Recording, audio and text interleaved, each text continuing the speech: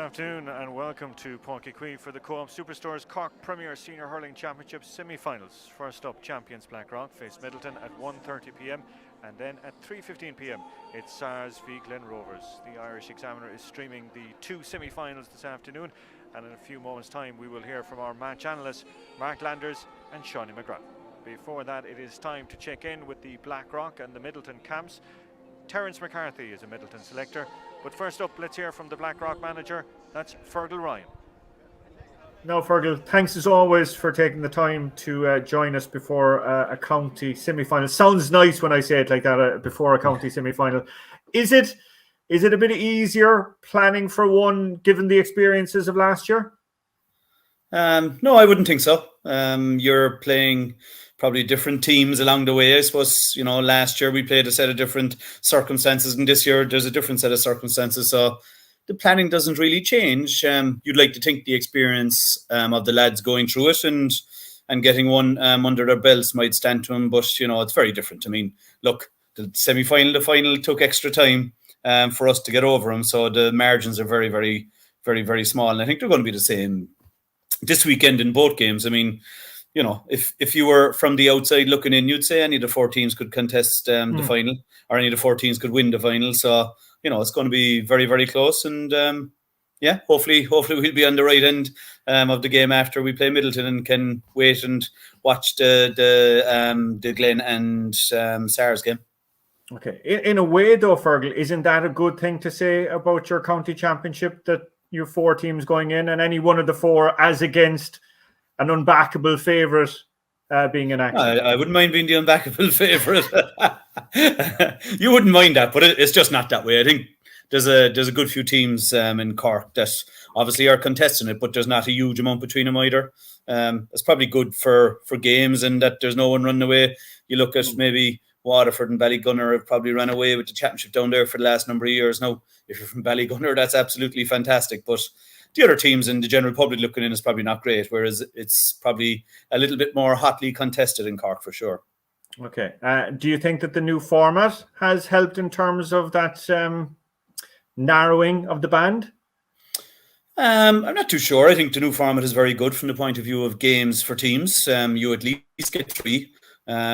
And if you're successful, then you've obviously got a few more. Or maybe if you're unsuccessful, you might have one in a relegation, which you don't want to be in. But no, it's definitely been good. And I said that last year that it was good to get at least 3 games for championship. So I'd be in favour of the format. I think it's good.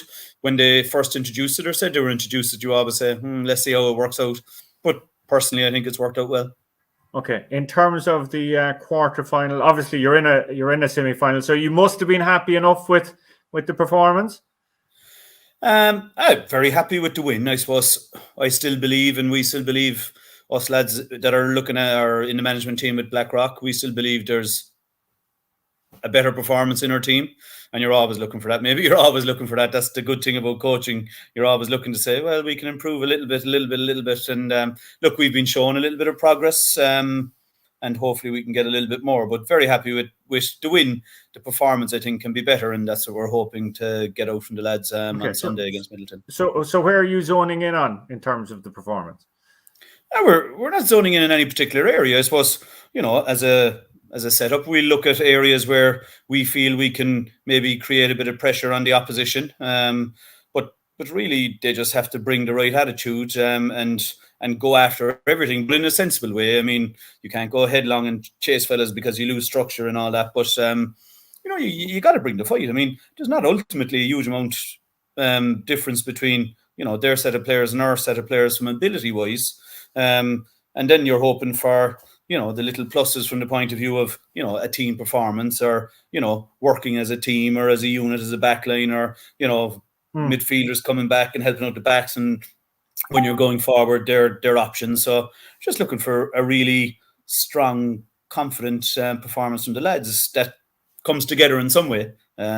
Unfortunately, you never get it all together. The 15, they don't all play the best of their ability any one day. It never happens. I don't think it'll ever happen. But you have performances where a high number of the team play well, and we're hoping for that. And if they do that, I think we're capable of getting over Midleton. If we don't, and they do it, they're very capable of getting over us.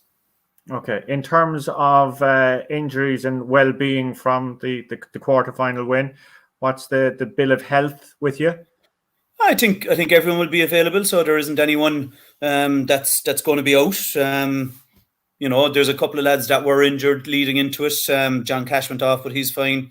Tig has got a bit more training. Tig DC underneath his belt, so I think we've everyone to choose from. We're meeting tonight and just doing a small bit of hurling and a bit of a meeting, so I don't think there'll be anyone getting injured in tonight's bit of a session. So yeah, a bit of help from everyone. Okay, and finally then, Midleton, nice blend of youth as well coming in with them, along with the experienced big names. Yeah, they have. Look, as I said, they've got strengths all over the pitch as much as we have. They've got forwards that can hurt you. We've got forwards that can hurt you. If they defend as a unit, they'll make it hard for our guys to score, as that's what we'll be trying to do to them. So I think it's probably evenly balanced from the point of view of, the guys that we have available to us and playing and on the panel. And it really will be that team that's a bit smarter, or that team that wants it a bit more. And I know it sounds cliche, but that's always the case. And hopefully we're going in the right direction. The last couple of games have been good without being brilliant, but hopefully we'll get a little bit better than good this time around. That'll get us over the line with Midleton. Now, Terence, before we start talking about hurling, tell me about the logo behind you and what the day job entails. Okay, thanks, Colm. I suppose it wasn't just put up today, but I'm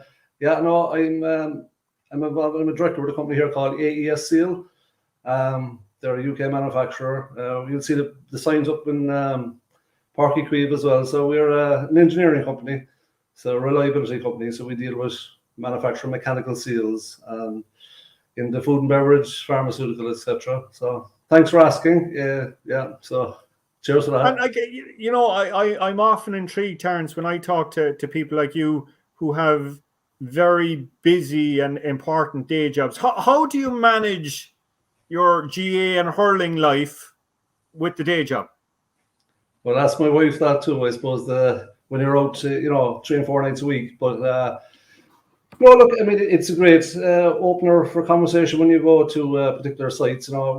We're very lucky actually. With Dairy Gold, who are a great sponsor of Cork GA, we do some work. I was up in Castle Farm there today, and obviously you've got to have your product right and your service right. But it's a great conversation opener. I was meeting lads there from Liam Barrett there, his son of Woody Barrett today. I was speaking to guys from Care, from Thurles, from Kilmallock. So great conversation starters when you're out and about in the day job.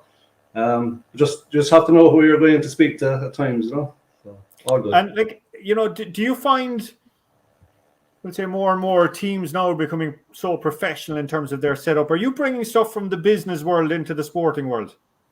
Yeah, I suppose, I mentioned there about reliability and performance and stuff that we have in our own company there. It's one of the wins in our customers. There's a lot more analysis done on teams, on individuals. But I suppose it's not gone so far in the club game as to say that hurling is very much, I suppose, a reactive game. The ball can bounce left or right, but definitely the players demand a lot more as well. The review of their performances, it goes into a lot of numbers. So yeah, compared to 10 years ago, certainly it's gone into a lot more.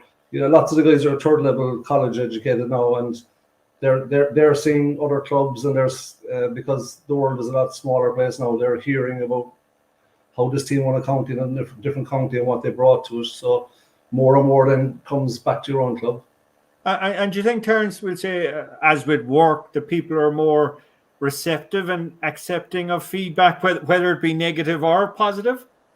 Yeah, I would say we've very much brought that into our group last year, and this year even more so. I would say that having Conor Lehan back in the group this year as well, he's brought a lot of stuff from Cork, and we've a few leaders in the group like Luke O'Farrell as well, and that they demand criticism out of the game. So we, at the end of every game, we ask for 2 good points and 2 bad points. So it's very much a learning curve after every game, and that's management also. So we have a review most Saturdays after a game as well, around the table, and it's never personal, but you definitely gain from having bad performances, like we had against SARS. So we hope that we're bringing in a bit of I suppose, a bit of positive reaction to poor performances.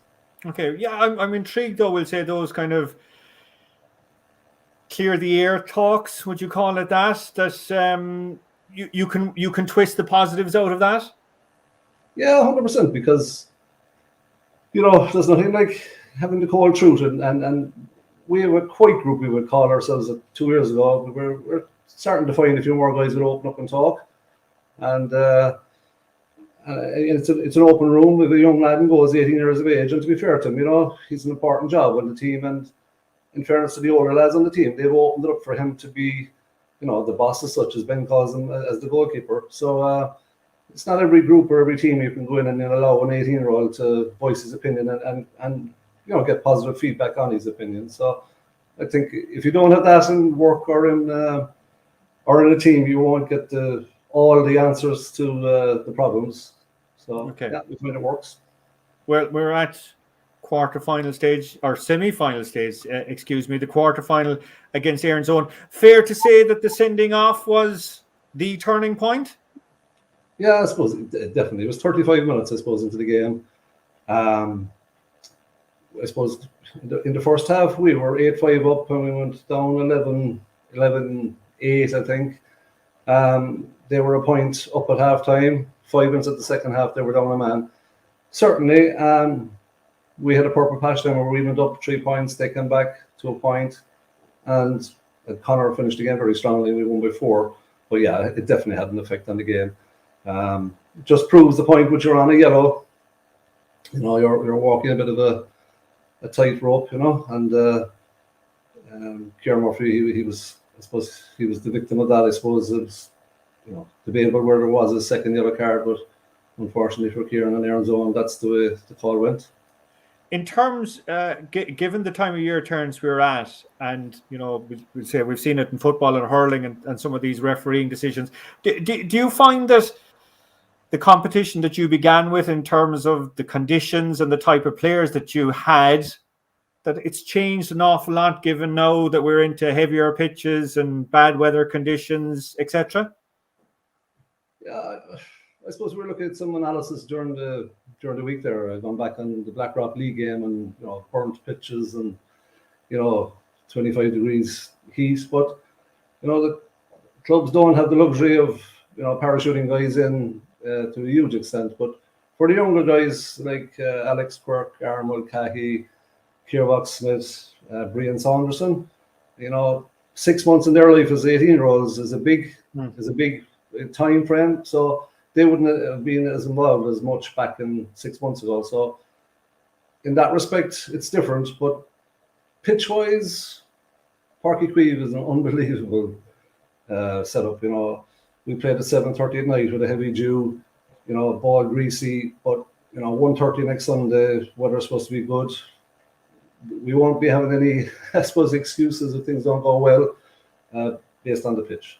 Okay, but in terms of the conditions and everything that we're coming to this time of the year, we were talking about it in the football now, particularly last weekend. It is tough on clubs that you're at the pinnacle of a club championship, and it could be decided by the elements. Certainly. I saw some of the kick-outs there and puck-outs in some of the games there that the ball was going past the people. Look, we've trained in Páirc Uí Chaoimh during the week in the 4G pitch, and we trained there again tonight, Thursday, and we're not in a situation where we have lights yet in Midleton, but we have a fantastic new development out there with 36 acres, and we're doing all the right things that will head that way. But yeah, maybe if you had the perfect world for club championships, that you could tweak it another bit to get it a couple of weeks sooner in the year. But I suppose it's hard to get everything right, to be fair. You're not going to be complaining anyway where you are anyway this weekend. And finally, Terence, Blackrock, you mentioned that league game. No, I know we're comparing apples with oranges, but that was some scoring performance by the two teams on that meeting. Yeah, it was a fantastic game, but on Midleton the same day. I suppose we were trying to come back from the previous year being knocked out by Douglas. Blackrock were county champions. I suppose we were both going to a league game different, I suppose, looking at a different way. We were trying to stamp our authority on the game to try and win a league, which we thankfully did after. Yeah, like we were well ahead at one stage, and they came back and got a couple of late goals, similar to what they did in the 2018 semi-final, where we were ahead by 10 points, and they came back. But again, I think there's 9 from each team involved since 2018, and that's the great thing about the Examiner streaming. In contact with like Tommy Wallace in Australia, Padraig Nagel, Killian Burke in England, Alvin Carney in Dubai. I know lads like Robbie Ronan in America. So it's great that they can tune in and watch the game. So that's a comment I was asked to make to the Examiner, that it's a fantastic streaming service to have. We'll try and mention them on Sunday. But just on that point, though, you were talking about the late goals in those games. Is that something that you're conscious of heading into the game this weekend? Yeah, we've done a lot of work on it, Colm. To tell the truth, I suppose, look, the results will be the proof of the pudding is in the eating. We need to win before we start talking about all the stuff we've talked about before. But yeah, we've done a lot of in-game chats this year. Obviously, it did not work against ours. We've acknowledged that. We've tried to change that thing in the games after that. Obviously, namely the Aaron's own game, where you've got to accept the teams are going to have a purple patch. It's how you deal with that. And hopefully that we'll be in a position where we are ahead, and we have a couple of things in place with the players that will kind of keep that going. But look, the players have to deal with that between the 4 wide lines, and it's not easy to do. But yeah, we have addressed it. But whether we can prove the point, but just to get ahead first is the plan. And finally, Terence, last question: injury-wise, what's the health situation down in Midleton? Yeah, look, again, we've been very lucky this year, to be fair. Ben is doing the coaching and the physical conditioning and stuff, and we've been very, very lucky. We haven't had many injuries. Shane Smith has been carrying a knock here all year with his knee. But other than that, to be fair, we've been lucky enough with hamstring injuries, etc. And again, that won't be an excuse for us.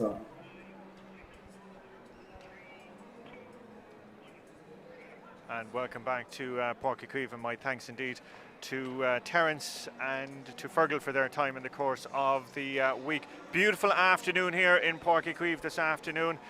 The sun is shining, a small puff of breeze, if even that. Some comparison to what we had here a week ago for the football. We're still thawing out from that one.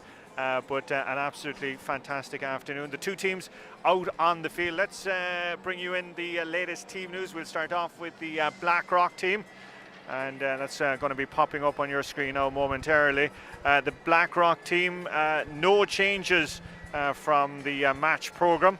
So in goals it will be Gavin Connolly. The full back line is Jamie Ryan, Gary Norberg and Conor O'Brien.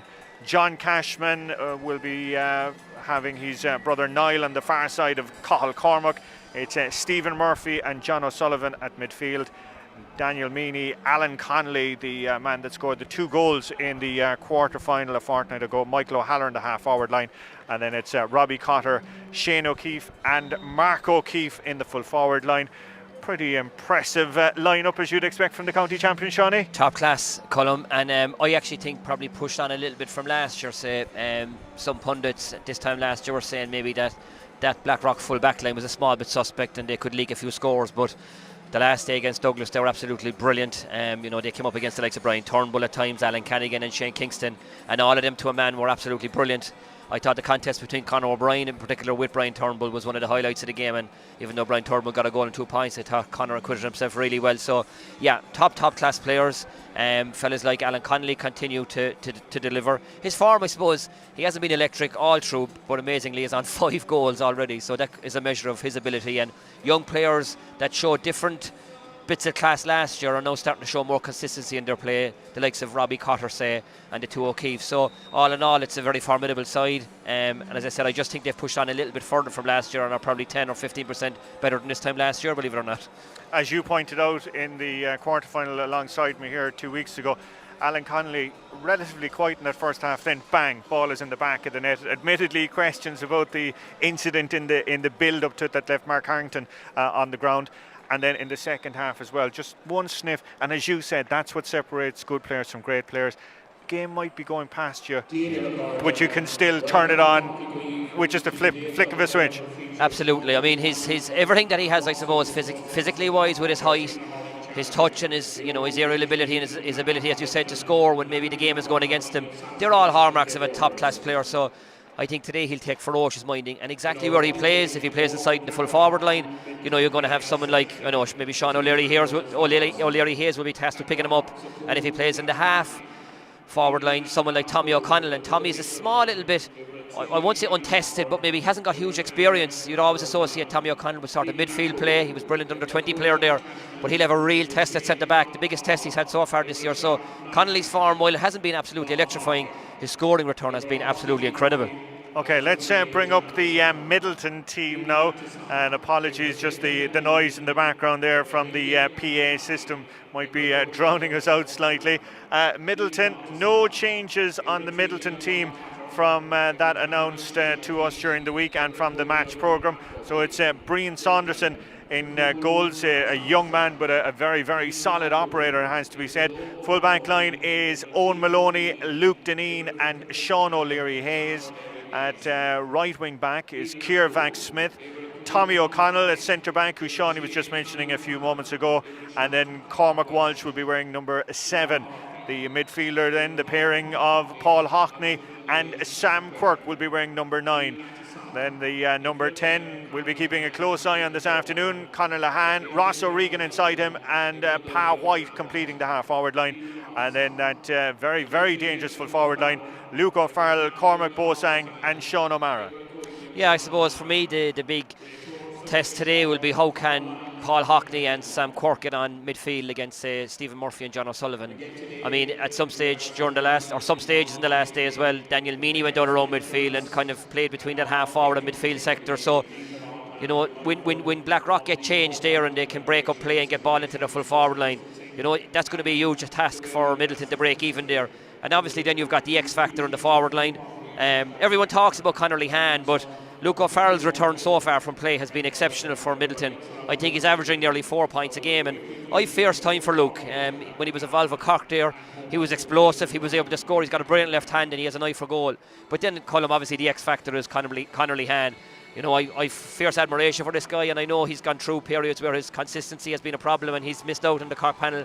But for me, he's still a top class player, and if he opens up at all, he could really trouble that Blackrock defence. So for me, it'll sector around the return they'll get from Conor Lahan, Luke O'Farrell, and the return from midfield with Paul Hockney and Sam Quirk. But is there a fear, Shawnee, that Midleton are overly reliant on Lahan having one of those hot days? Well, maybe, but I mean, the measure of any team is how they respond maybe when their X-factor player isn't doing that well, and none more so than the last day in the Glen game where Patrick was gone after 25 minutes.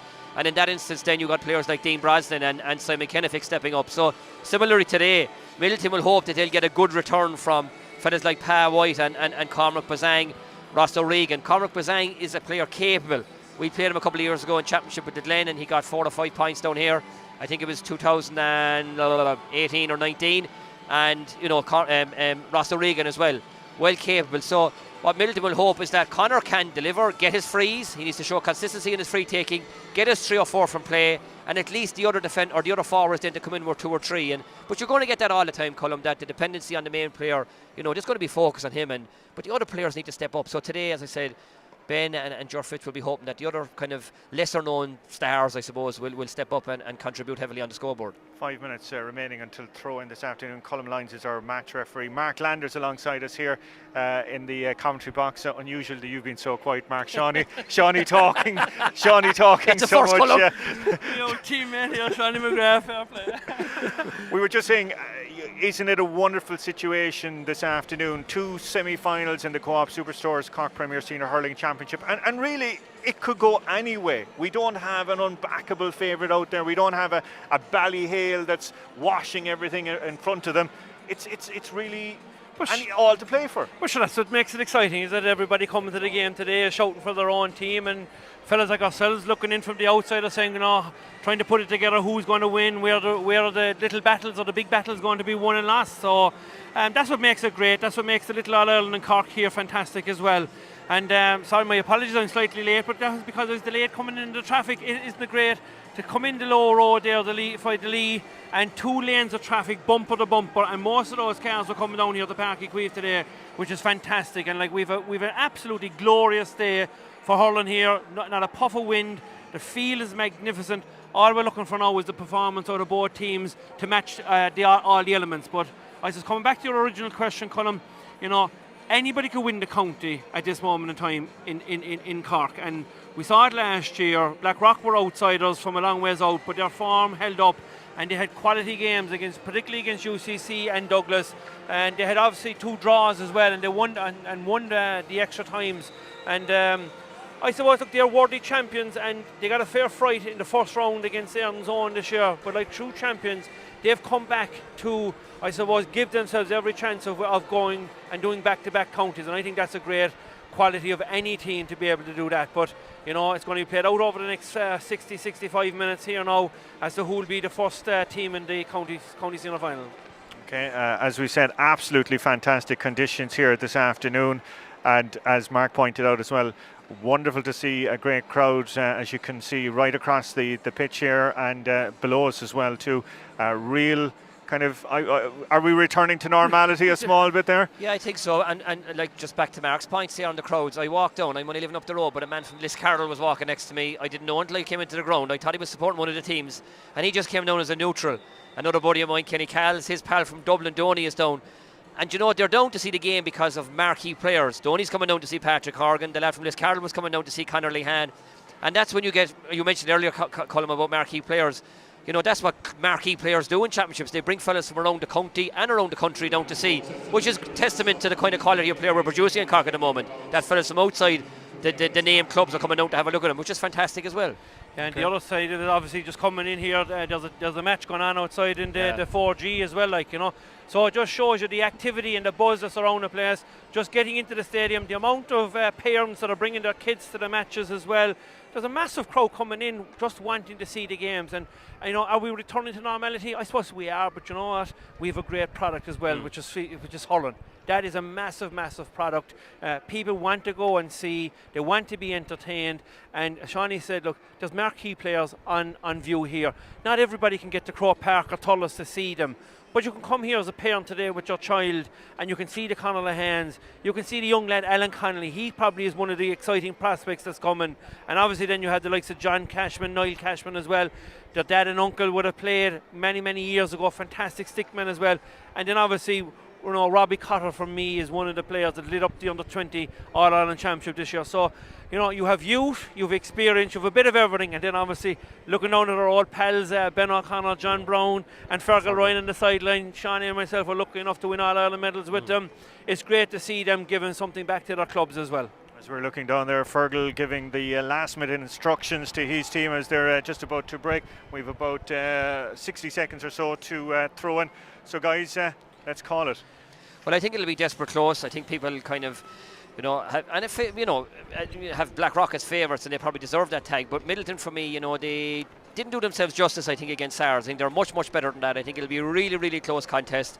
As I said earlier, if Conor opens up Conor Lehan, if Luke Farrell continues to prosper and score as he's done earlier in the championship, it'll be a really, really close contest. But just with players like Connolly, Robbie Cotter, who is a brilliant player and finisher, but also a good boy to distribute, the physicality of the two O'Keefes, I just think marginally it'll be a Blackrock victory.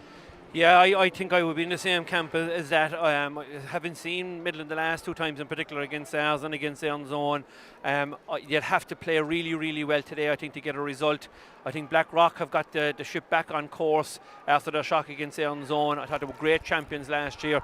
And when you can leave the likes of Alan O'Callaghan, Tyg DC, David O'Farrell, Richie Lade, when you can leave 4 of those lads on the sideline, you have a very, very good quality team. So for me, it would be Blackrock. Okay, we're off and running in the first of the Co-op Superstores Cork Premier Senior Hurling Championship semi-finals this afternoon. First attempt coming from a Midleton man. It was from the cornerback Sean O'Leary-Hayes, and that one has gone wide. But absolutely fantastic conditions here for hurling this afternoon. And as the lads said, 2 wonderful semi-finals in store. All the elements in play, 2 great teams and perfect conditions as well. So it's Blackrock, the champions, down here in front of us. Ball dropping down on top of Robbie Cotter, but great play by the midfielder Paul Hockney coming back there, bringing his centre back Tommy O'Connor into it, or Sam Quirk on that occasion. But his delivery straight down the throat of Cathal Cormac, and it's gone right into the far corner. But a great piece of play and a great shot being taken off. It looked like it had clipped off the edge of the cornerbacks, Hurley, Owen Maloney, but eventually finding it over, and it was Robbie Cotter, the man that scored the third goal last week on target. Yeah, fantastic score from Cotter, and that kind of influences the one chance. Midleton got the first chance from Sean O'Leary Hayes. The defender went left and wide, and would have been one of the things we'd have been looking out for as to who Sean O'Leary Hayes would have been picking up. I thought he might be marking Connolly. I think that job has been given to Luke Dineen, which is a great testament. Luke is after a great year with Midleton so far, and it'll be a great contest between himself and Connolly. But again, Cotter, one touch after Hurley, went to the outside. Angle was tight, but he rifled it over off his left. Great score. Heavy hit coming in there on Conor Lahan. It was Cathal Cormac getting to know him, but Conor back up onto his feet, and opening chance for him about 50 yards out, 5 yards in from the sideline.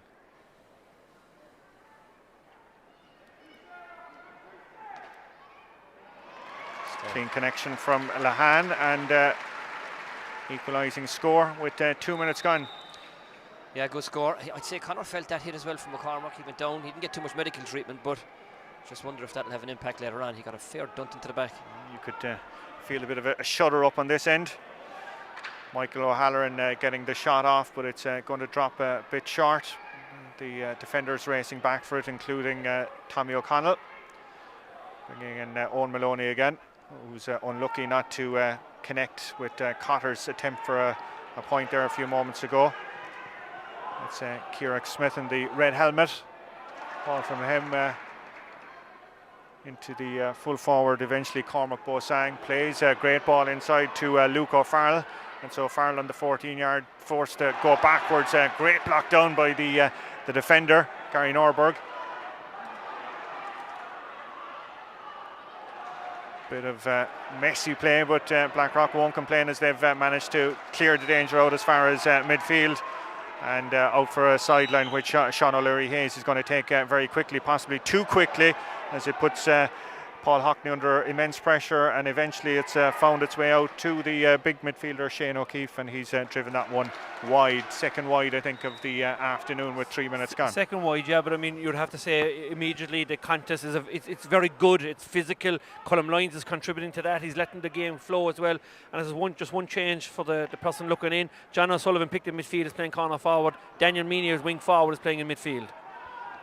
And it's Midleton on the ball here in front of us. It's Sam Quirk, delivery in towards his corner forward, in towards Luke O'Farrell. Still O'Farrell opting to go backwards, and the shot eventually coming off, being waved wide by the goalkeeper, but the umpire disagrees with that viewpoint, and that's a second point for Midleton. Good score, and for me, Luke O'Farrell is very dangerous. He'd have been disappointed earlier that he didn't get it up and get in for his goal chance, and then to get blocked subsequently, but that was a great take in there. He's good aerial ability, Luke. Great pass back and a great finish. And that'll bring Midleton back into the game. Pa White was the man that applied the finish on that occasion. Very electric start to the action here this afternoon. That's Pa White from a few moments ago. Great ball in by him towards Bosang, who did ever so well at the second time of action to get past Gary Norberg, and Bosang opening up now at speed. Shot from Bosang. Oh, what a strike by Bosang! Right past the goalkeeper and right into the bottom corner of the net. What a finish. Fantastic finish from Cormac Bosang. Gary Norberg would be disappointed to have lost the ball probably out here by the sideline. I know John Brown was looking for a free, but Lyons, the referee, left it play, and I think correctly so. And Bosang didn't need a second bite of the cherry and finished with a plum. And Sam Quirk now on the shot, and Sam Quirk from 60 yards has found the range and found the point and pushed it out to 1-3 to 1 point. Great, and back to the goal again. In fairness, when you're playing half forward, that's exactly what you want from your half forward. Pa White got the ball outside, gave a brilliant ball down the line from Bosang. His touch was good, but then his second touch wasn't great. Mark is bang on. Norberg should have cleared it, but brilliant instinctive play and a great finish from Bosang. Yeah, I think as well too, it must be said to Gary Norberg's credit, he did seem to just lose the footing at the vital moment, but Bosang wonderful work by him to score that goal. The shot there coming off from Conor Lahan, but has tailed wide. Yeah, but it's a magnificent start from Midleton. We've only 5 minutes gone and they have a goal and 3 points on the board already. A magnificent start from the underdogs. It's going to be a huge gut check now for the champions, Blackrock, finding themselves in arrears. Had that opening defeat, but we're back here at the other end and there's a goal chance opening up. The shot eventually, and it's in the back of the net. Wonderful strike. It's full forward. The full forward Shane O'Keefe, after getting it off. Well, we were wondering what sort of response would we get. Yeah, it could be Mark O'Keefe actually. My mistake. But yeah, great response. Connolly looked in and Connolly went for the ball out 45. Connolly flicked it past him and offloaded to Mark O'Keefe, who finished. Great response from the Rockies. Incredible response from the Rockies. We were wondering what they were going to come back with, and they've come back in impressive style. And they're still on the ball down here and looking ever so dangerous there. Robbie Cotter trying to get onto it, but it's broken up and it's out with Pa White. White going directly in there towards Luke O'Farrell.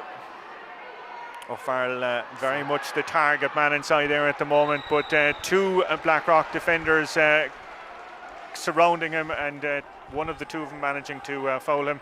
And that is going to be some bit of a breather for us. 1-3 to 1-1 with 7 minutes elapsed. Incredible start. Yeah, a couple of things. Pa White's impressive. Every time he gets the ball, he's looking up. He's given a good ball in. Luke O'Farrell is very, very dangerous. And back to the goal again. Like, just a small thing. If Connolly passed the ball when he got it first, I think the goal chance mightn't have been on as much as it was. He took it on an extra step, and the way he passed it, with O'Keefe sort of letting it kind of drop past and go into his hand, it was nothing but a goal, if that makes sense. If Connolly had passed it a small bit earlier, I think Midleton would have closed him down. So his timing was exemplary. It was a great vision and a great finish from Mark O'Keefe. Super finish by Mark O'Keefe. We were giving the credit to Shane, so apologies, Mark. Goal all yours anyway. That's the most important thing. And we now have it at 1-1 to 1-4, and it's Blackrock in possession with the aforementioned Shane O'Keefe there. Still trying to battle through, ball played out as far as Michael O'Halloran, and O'Halloran's effort has tailed wide. Looked to be on target there for a second, but I think the referee, is he calling it back for a free? Yeah, for a foul on Shane O'Keefe, I think on this occasion he was fouled, and Colm Lyons had his hand up and left his hand up when Michael O'Halloran, that the ball had been transferred onto Michael O'Halloran. He took the shot, but it went wide, but Colm Lyons had left his hand up to indicate to everybody that the advantage was still being allowed, which is very good refereeing from Colm Lyons. Alan Connolly stepping over for the free, and as Shawnee pointed out, his fingerprints already on this game, if not on the scoreboard in the setup. And here's his opening chance, and as you would expect from a man of his calibre, nails it with ease. 1-4 to 1-2 with 8.5 minutes elapsed here. And there's absolutely no breeze whatsoever, so there's not going to be a first half or a second half. You know, whatever, it's going to be played out now for the full 60 minutes. There's no advantage in the elements. It's definitely a case that goal has sparked something in Blackrock, and that's an incredible score coming from the wing back. I think it was Niall Cashman, who was very impressive in the quarter final 2 weeks ago. A huge boost from him, and has brought it back to a 1-point game, and it's all Blackrock now at the moment, and it's over the bar from their midfielder. Yeah, super effort there from Stephen Murphy. Yeah, and just on that point, the ball was pucked out by the keeper. Hockley slipped on his way, miscontrolled the ball, and Stephen Murphy said, "Thanks very much." One look at the post over the bar, the same as Niall Cashman beforehand. Didn't dither with it. Struck us first time. Great score. 2 great scores from the Rockies. Niall Cashman finding himself under a bit of pressure there. Reinforcements being called in. It's back with Stephen Murphy, who's gone route 1 in towards the corner, towards Robbie Cotter, I think. And the shot coming off the right. Has he found the range? Yes, he has. That's a wonderful play, and it's like that goal just woke Blackrock up. Yeah, textbook Blackrock, very, very direct, straight into the full forward line. Either 'tis a long ball and a high ball where Mark O'Keefe or Shane O'Keefe is winning it, or a lovely sort of outside your ball for Stephen Murphy to Robbie Cotter. But real Blackrock stuff, real direct and quickly into the full forward line. Yeah, and another mistake there, and there was no doubt on the free there. There was a high arm around the neck of Stephen Murphy, and that's going to be a free right on the halfway line, and Alan Connolly's going to make the journey out, I think, for this one. But what's noticeable as well, Colm, is how dominant Stephen Murphy is midfield. Paul Hockney is struggling with him. He's after getting a score, he's after setting up a score, and if Connolly gets this, he'll be after getting the free. So you could say he's directly involved in the last 3 scores if Connolly finishes this.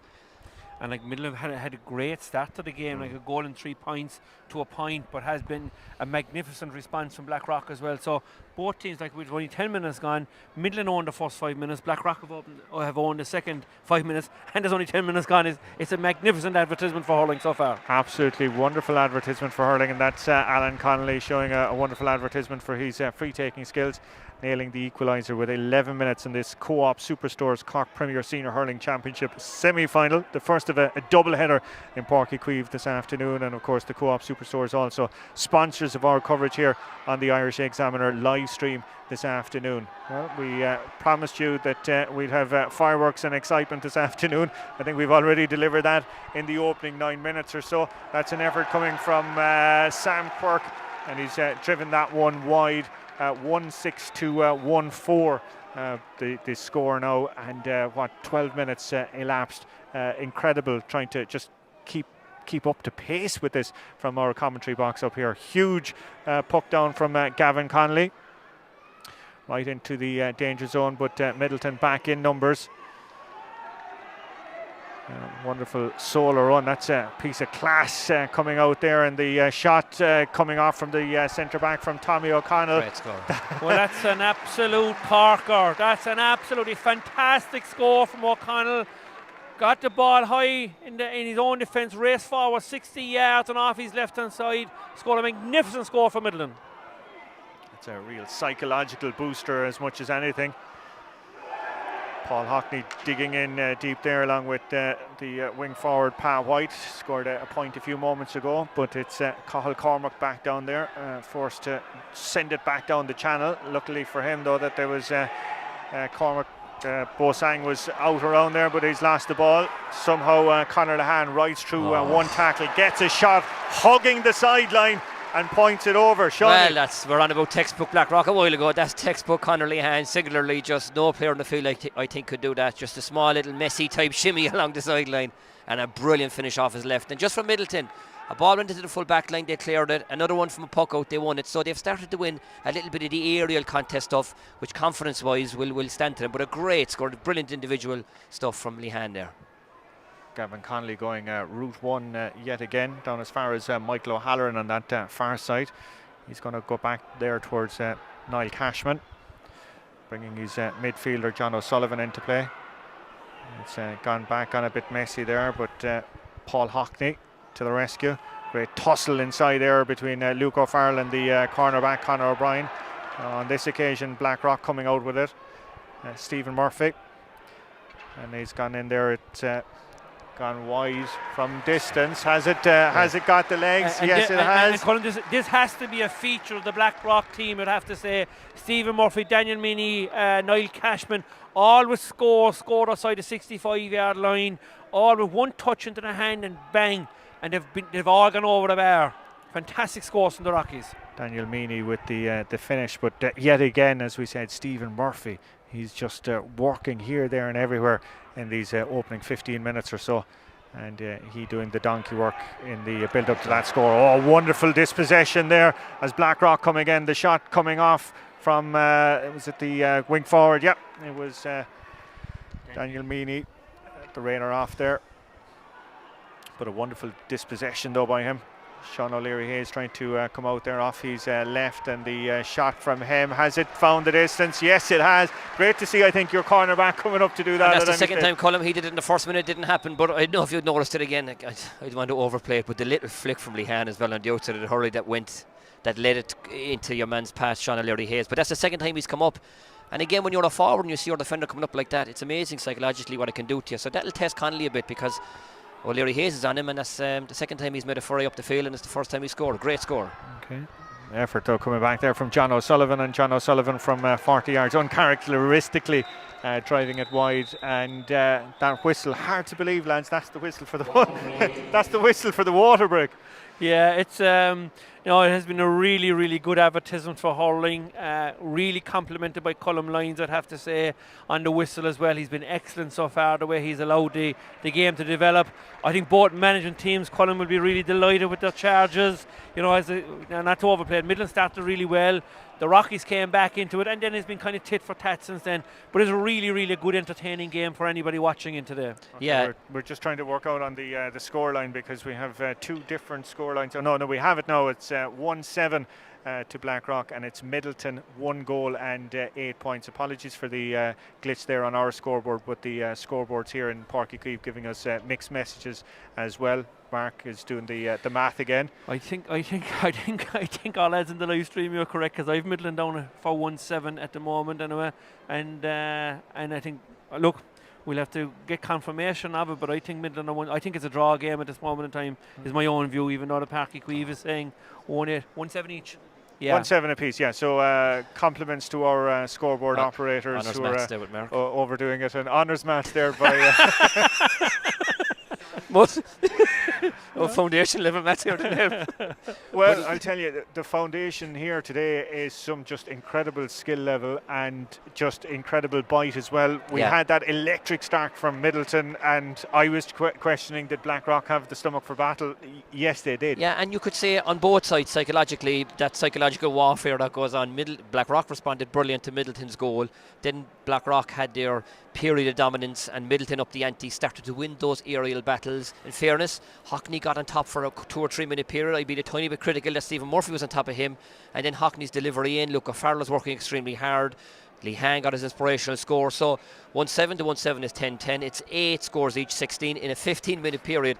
It's a score a minute. Like, it's great fair. It is incredible scare. The scoreboards here now all tallying. Yeah, we're all confirmed at 1-7 apiece, thanks to Mark Landers for his PhD in mathematics there alongside us. Oh, and that's gone out over the sideline. Psychologically, that's a bit of a blow there. The quick puck out there from Brian Saunderson getting us underway, just maybe an inch or two high for Cormac Walsh. He was forced to step out over the sideline, and the end result, the sideline, which Blackrock's John O'Sullivan is now standing over. Well, the big thing, Colm, is that there isn't a score given away from it, because it feels like a little bit of a double blow. I mean, the most important thing is that Midleton will clear it now. Yeah, well, the last man that you want to be trying to forage for the ball there is Alan Connolly, and he's in a bit of a battle, but it's Midleton who have managed to regain it and gone down as far as their full forward, Sean O'Mara. He's still battling away down there with about 3 others, but the reinforcements coming from John O'Sullivan, who's got it down the sideline, down over the sideline, and it's going to be a sideline from nearly the same vantage point where he took the opening sideline, and this time it's Sam Quirk, the other number 9, who's standing over it. Connection from Quirk touches off the hurley of Sean O'Mara, and it's gone out for yet another sideline. So kind of a messy start to the opening 90 seconds here. The ball out of play more than it has been in play. And that is one of the things, I suppose, that was people that are, I suppose, detracting, giving out about the water breaks and stuff like that, is that it breaks momentum. So certainly the first 2 minutes of the second quarter has been a bit scrappy, there's no doubt. Okay, well, hopefully we're going to get up and running there. A bit of a clash of the ash back there. It's eventually coming down to a Blackrock man, to the full forward, Shane O'Keefe. But yeah, no real disputing that. Kind of got himself locked up in knots, and losing the ball, going to be a free. Funny thing is that Colm Lyons has given a free for dropping the ball out of his hands, and I'd have to say Shane O'Keefe was definitely on probably 4 or 5 steps. I thought he might have blown for overcarrying, but he's indicated for dropping the ball out of his hands is why he's giving away the free. Tommy O'Connell's free was picked up by Luke O'Farrell, and Luke O'Farrell's effort from out on the side, despite the protestations of the goalkeeper, who's almost standing in the umpire's way in a bit to stop him waving the flag.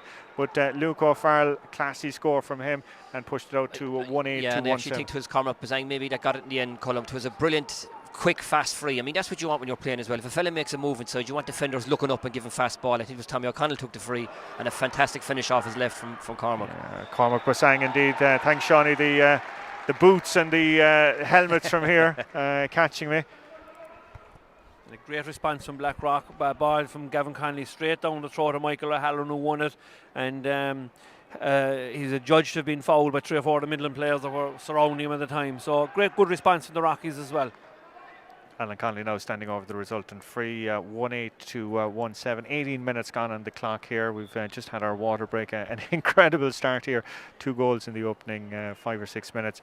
And here comes Alan Connolly. And Connolly straight and through, as you would expect. And that being the equaliser as we're edging up on 19 minutes of this Co-op Superstores Cork Premier Senior Hurling Championship semi-final. Doubleheader here in Páirc Uí Chaoimh this afternoon. And we're delighted to be live streaming the game here on the Irish Examiner, with thanks to the Co-op Superstores. A great crowd here as too, as the lads pointed out. Wonderful to see, and you can expect the attendance to swell a little later with the second meeting that's getting underway at about 3:15 this afternoon, SARS and Glen Rovers. But back to the action here. See, it's eventually found its way to Alan Connolly. Connolly still going despite being held up by about 3 players out as far as Bosang, or should I say Shane O'Keefe, excuse me. But free being awarded, I think. It was obviously some bit of a pull or a jab there. I think it looks as though when Connolly was going through, it looked like there was a tug of the jersey. So Colm Lyons said it awarded a free. It was going to be a 65, but I think if you were meant on the sideline, I'd take a 21-yard free any day of the week, rather than a 65. Especially when your free taker is Alan Connolly. I suppose for neutrals, or maybe for people that cannot see it off camera, what Midleton are doing under their own puck outs is that they have 4 of their forwards are actually in a clutch in the centre forward position, and then they've 2 breaking one way and 2 breaking the other way, and then their other 2 forwards, Luke Farrell and Cormac Buzang, are in on the edge of the square. So that is certainly a tactic that Midleton are deploying today. So 1-9 now to Blackrock. Midleton 1 goal and 8 points. 20 minutes elapsed. Powerful puck out from the goalkeeper, Brian Saunderson. Eventually being taken there by Sam Quirk, but he lost out to John O'Sullivan. And O'Sullivan, well, he was kind of looking to the skies after he made the connection, but Sam Quirk got a hefty little dunt there. I think he'll know about that for a few minutes' time, Mark. He did, and he's a very, very good player. He's a quality player. He played a great season with the under-20s. They won the All-Ireland, and he's one of the players for the future. And I think it was either one of the Cashmans or maybe Cormac that he clashed into, but he certainly felt it and he winded him. That shot coming off there from Cormac Bosang there. I think we got the right man on this occasion there, Sean. Yeah, and we just mentioned before the game about the marquee X-Factor players, and then maybe other fellas stepping up. Cormac Bozang, I think, is on 3 points and was involved in the or got the goal as well, sure, didn't he? Yeah, a goal and 2. A goal and 2, sorry. So and Early as well. Here we go now. See if Lehan clings this. Conor Lehan trying to mine something out of nothing there, but that was tenacious work there, wasn't it, by the Blackrock. Or by the Midleton wing forward. There seems to be a bit of an injury though, a bit farther out around midfield. I think it's Sam Quirk, the aforementioned Sam Quirk there, who got that hefty dunt, but it looks like it might be a blood injury, is it? That's what it looks like. I think the referee is signalling for blood anyway. He took a fair collision, to be fair. There was nothing in it. It was a very honest challenge, but he may have probably had a clash to the forward or something like that. And it's probably just but I would say nothing major. Nothing major. It's number 25 who's coming on. That's Seamus O'Farrell, and he's in as the blood sub. Tommy O'Connell. Great delivery by O'Connell. Well, spoke too soon. Niall Cashman was perfectly positioned, and Cashman from distance getting it around the edge of the just gone out over the end line. Cashman had the range a little earlier with a fine point, but not on this occasion. Yeah, and he'd be disappointed with that, but it's amazing. He's almost playing that sort of Kyle Hazy type Limerick role. He just seems to be the outlet man all the time, and his deliveries normally are good. He'll be disappointed with that, though, that he didn't score, or at least get into the square and maybe create a score inside.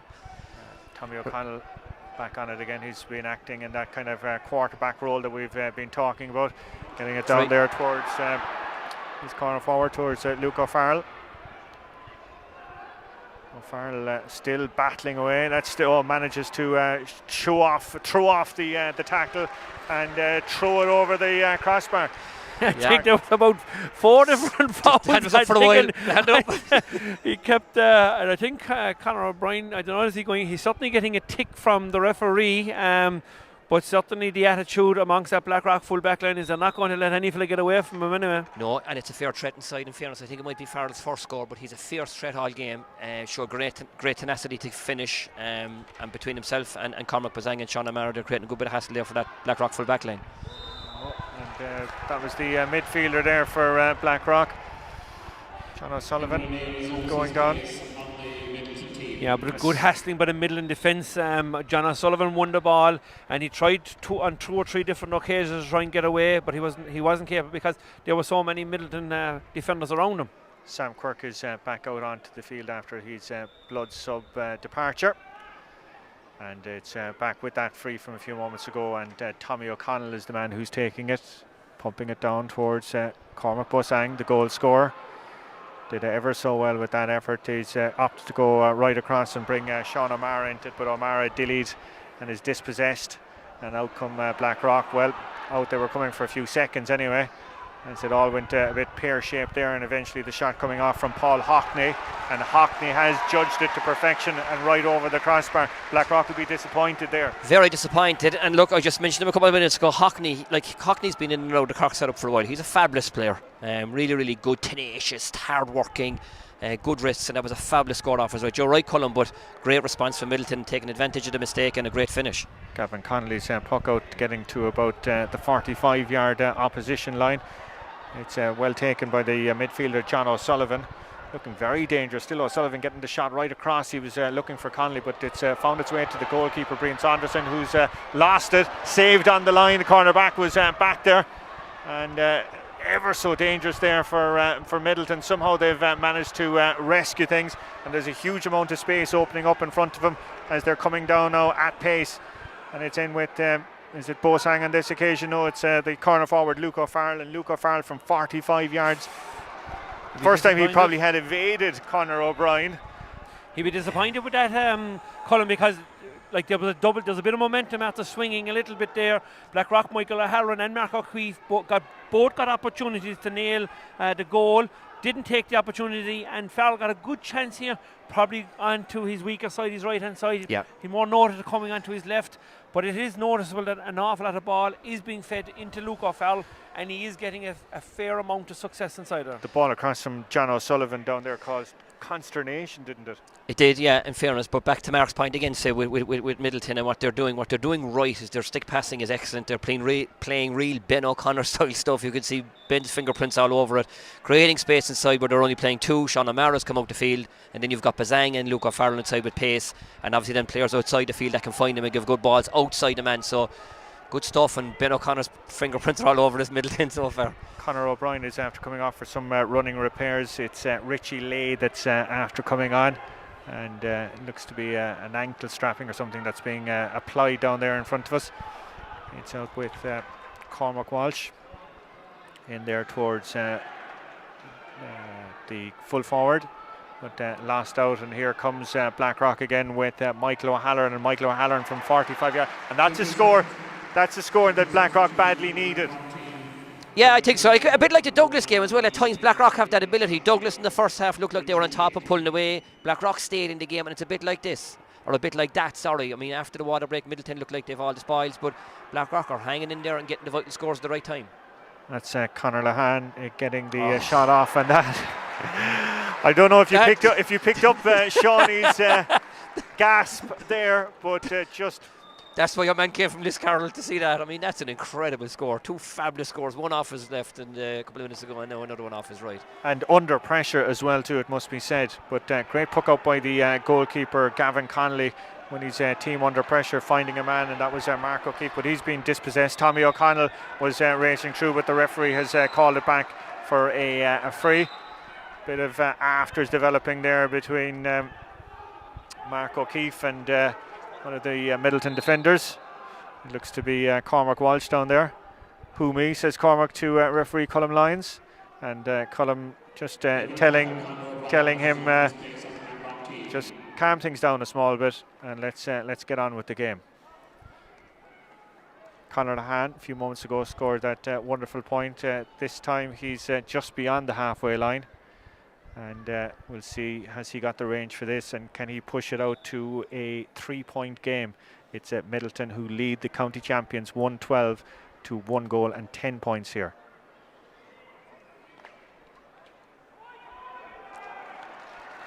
Connor's having one of those days, and Johnny had mentioned him before the game and gave him a great talking up, and he's delivering in spades. It's 3 from frees and 2 from play, 1 off the right, 1 off the left, but in particular both of them are out in the sideline on both occasions, so that's fantastic. Fantastic contribution from Conor Lahan so far. We saw that ploy as well too with the puck outs last in the quarter final there, where the goalkeeper goes short to his corner back and gains the extra few yards before pucking it out, and that's what they're at again. Daniel Meany getting it out there, and the shot that's coming off from Meany, and the point for Meany. Yeah, and as well as that, it was one of the O'Keefes had the opportunity first, came back to Robbie Cotter, who was again bottled up by the Midleton defence, who had to offload to Daniel Meany, and he hit it over his shoulder. It was a good score, but the Midleton defence are putting immense pressure on the Blackrock forwards. Well, it's Blackrock who have taken that puck out there, and they're going route one in there towards the corner forward, towards Robbie Cotter. And closely watched there. Owen Maloney. Just been told there on the PA system at least 1 minute in the first half, and we're just 30 seconds shy of the 30 minutes. It's whizzed by though, hasn't it, lads? Oh, it's unbelievable to think that nearly half the match is over at this moment in time. It has been magnificent fare from both teams, 111, 113, and nearly all the scores coming from play as well. The quality is a very, very high standard. It's been played in a great sporting manner, and it's being enhanced by Colm's line handling of the game, which is excellent. Fantastic performance by the match official, Colm Lines. And to be fair as well, it has to be said, 2 very sporting teams as well too out there as well. It's Sean O'Mara at pace. O'Mara clipping it, but great defending. Being put under pressure as he was getting the shot off by the Blackrock man. But the referee has called it back. Is he calling it as a... I think he's awarding a free for a throw of the Hurley. He's pointing that there's a Hurley on the ground over between the 265s. It would look like to me that he's intimating that there was a Hurley thrown or something like that. I'd like to see a replay of it, but certainly there's going to be a free for Midleton between the 265s for an opportunity that probably had gone for them, and the ball was hit wide. So this is certainly a freebie column into extra time, and in a tight game like this, all these points will add up at the end of the day. Yeah, it's Conor Lahan that's standing over us. Similar range, slightly different angle to his last attempt. And here comes Lahan from nearly halfway. I think the cheers from the crowd on the far side tell you the answer on that one. The white flag from the umpire confirming it, and that being the final action of the opening half here in Páirc Uí Chaoimh in the Co-op Superstores Cork Premier Senior Hurling Championship semi-final. 1 goal and 11 to Blackrock, but it's at Midleton, 1 goal and 14 points. The ripple of applause from the fans here. We'll be back to discuss that epic first half in 40 seconds time.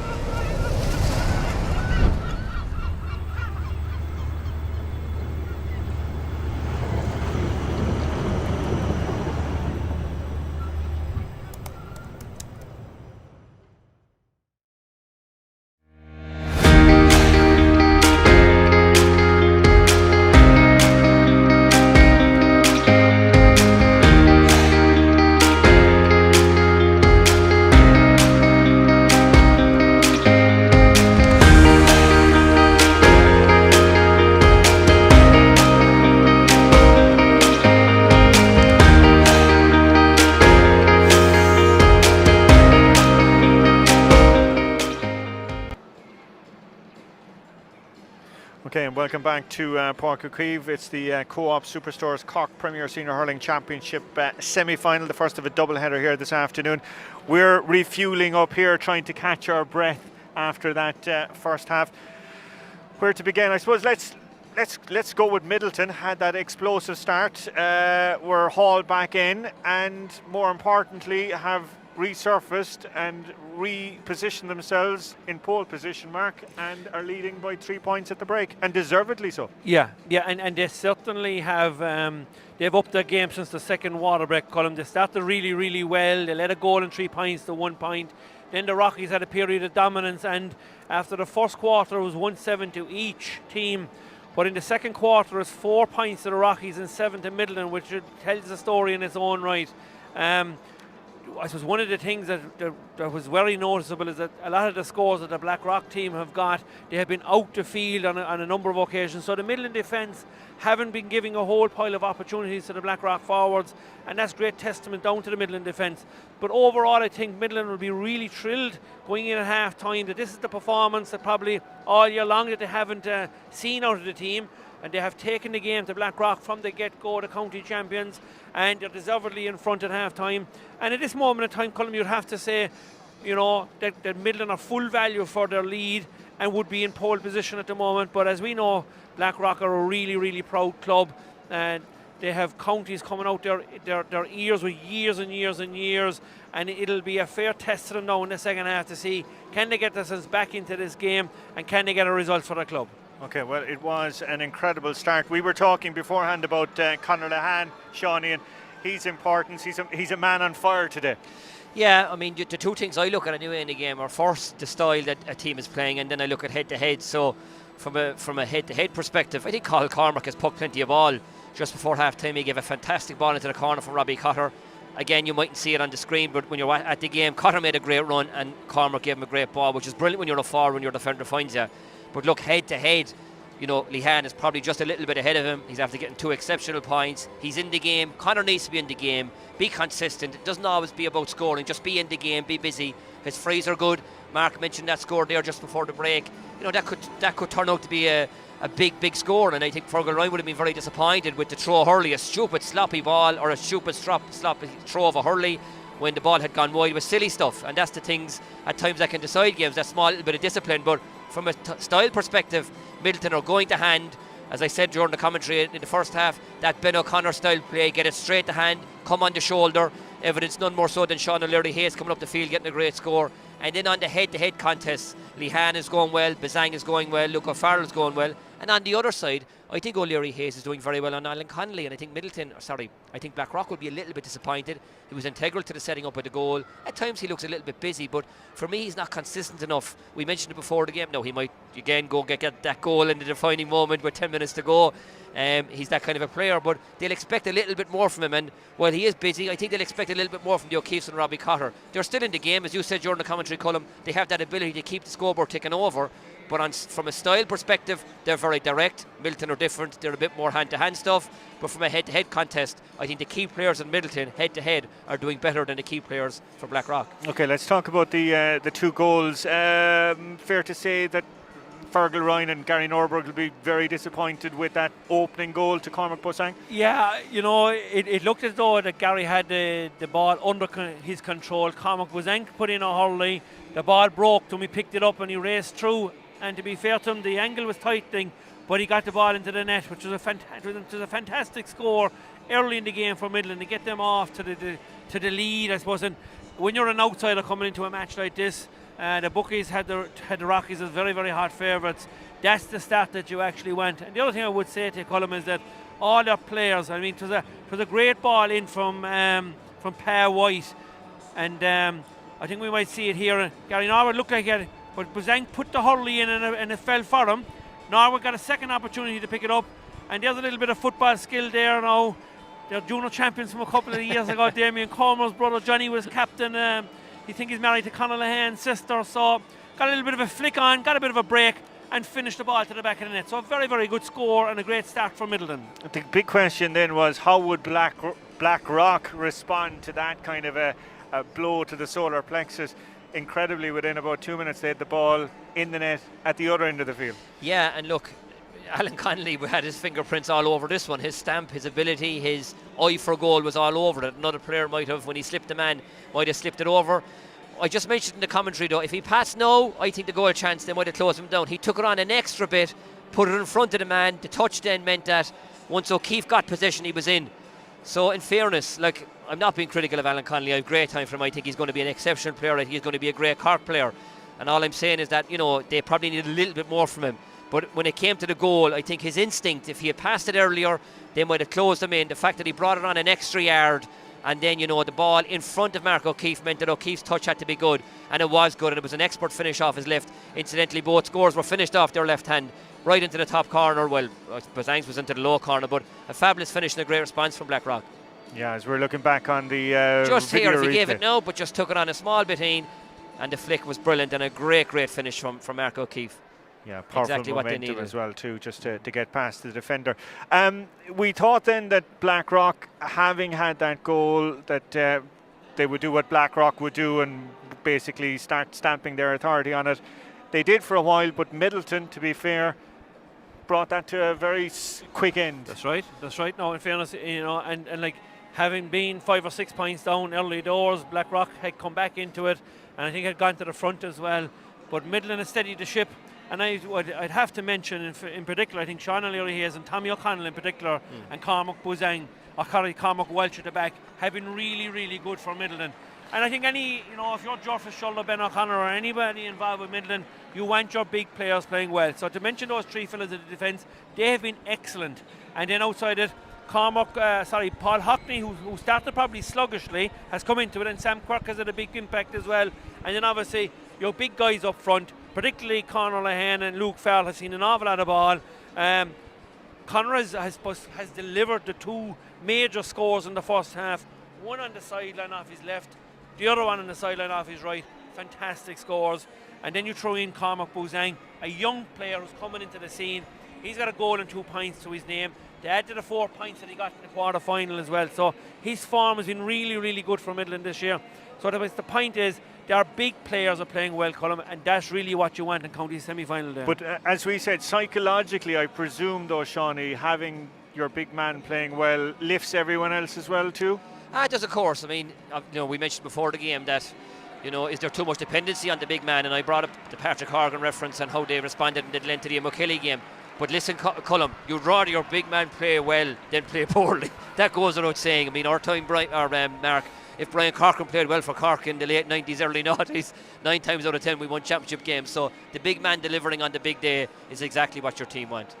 Okay, well, our 2 teams are back out onto the field. We're waiting on referee Colm Lyons. I think he's just getting some last minute drink there before he returns to his duties, Ilora Naporca. And we are looking forward to an epic second half of hurling here in the Cork. The Co-op Superstores Cork Premier Senior Hurling Championship. It's a very big test now, Colm, because 3 points is a good lead in a very tight game. The Rockies are county champions, as we know, and won a magnificent championship last year. But Midleton are actually hurling out of their skin at this moment in time, and they probably might be favourites at this moment in time to go on. But let's see how this second half is going to play out. I think we're in for an intriguing second half, because I don't think there'll be any quarter resting given between both teams. But Midleton have got a sniff of victory at the moment, and the county champions, their cup, their title is on the line at this moment in time. So we're going to see a bit of everything from both teams now in the second half. Well, you were the man that was calling Blackrock before anyone else last year. Are you still as confident?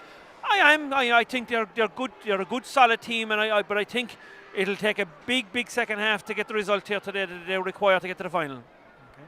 Sean O'Leary Hayes is has caught the eye in the opening half on the ball there, trying to bring Cormac Walsh into it.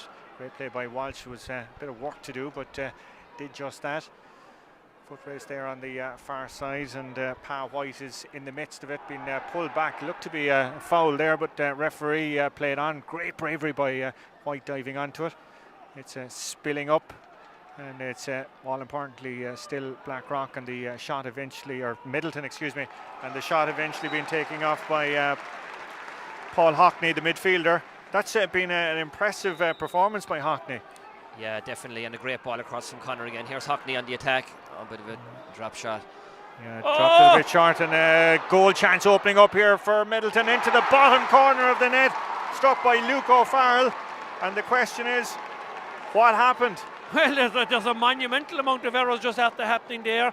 Hockney going back to the point, great play by Conor Lahan in the corner to recycle the ball to Hockney over the bar, and then Connolly in goals gave a short puck out straight to Paul Hockney, who struck it in. Norwood had the ball control, himself and the cornerback clashed and the ball fell to Luke Farrell. Thanks very much, Christmas has come early.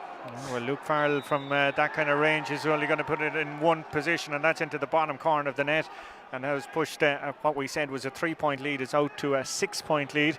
And Blackrock, the champions, very much on the ropes now, Shawnee. Yeah, and I think, look, Blackrock were dominating for that period in the first half when their midfield was going well. I think Hockney has really upped the ante, and Sam Cork, Hockney in particular. And when you have Alan Connolly on the edge of the square, you need your midfield and half-backs dominating. And I think Midleton have got a real stranglehold there. Both Cork and Paul Hockney have thundered into the game. And back to Farrell, like all his career, that's what he is. When he gets it on that left hand, he's a pure finisher, and he angled it right into that corner. It was a great, great score. But you know, Colm, when you're looking for signs and you're looking to try and win championship matches, there was a sign before half-time. Midleton had an opportunity for a point that had gone wide over a great flick by one of the Blackrock defenders to hook him. The ball was called back for a free, and now you find a goal straight after half-time where you two defenders clashing under a high ball, and the ball falls to a forward, and he's in the back of the net. Yeah, it was kind of a miss-hit by Hockney, but as you said, the defenders getting onto it. Shot coming off from the full forward. Great save by the goalkeeper, Brian Saunderson, standing up there to the effort that was flying in from Shane O'Keefe. But Alan Connolly on the ball just for that second, looked dangerous, didn't realise there was a shot on for himself, went back to recycle it and bring in O'Keefe. But Saunderson was equal to it. I think you'll find that the save was even better than that, Colm, because I think Tommy O'Connell actually got a deflection onto it. So it was like nearly a double save. A double save by Saunderson. No, we're back here again. It's Cormac Bossang, shot by Bossang, saved by on the line by the goalkeeper, and the cornerback was forced to race across there. Oh, unbelievable stuff. Conor O'Brien, I think, was the man that eventually cleared it away. Back to Mark's point again, like Blackrock are really on the ropes here now. I was listening to Roy Keane yesterday. He was on about when you're on the ropes, you keep swinging. Blackrock have to keep swinging and hang in there because the momentum has completely shifted towards Midleton. Blackrock badly need a score now just to settle things down. Just to get that score, whether it's a point or a goal, anything will do now at this moment in time. But everywhere we're looking, it's just Midleton bodies surrounding, and out they come again. But it's the intensity, Colm. There's an intensity about the Midleton tackle. It's ferocious. They have players coming in from every angle to tackle to win the ball, and they are certainly the team on the ascendancy at this moment in time. Oh, very much so. And Blackrock, as Shawnee said, back onto the ropes now, and let's see how the champions can respond. 6 points down in a county semi-final, and the momentum very much with Midleton. 5 minutes into this second half of this doubleheader here this afternoon.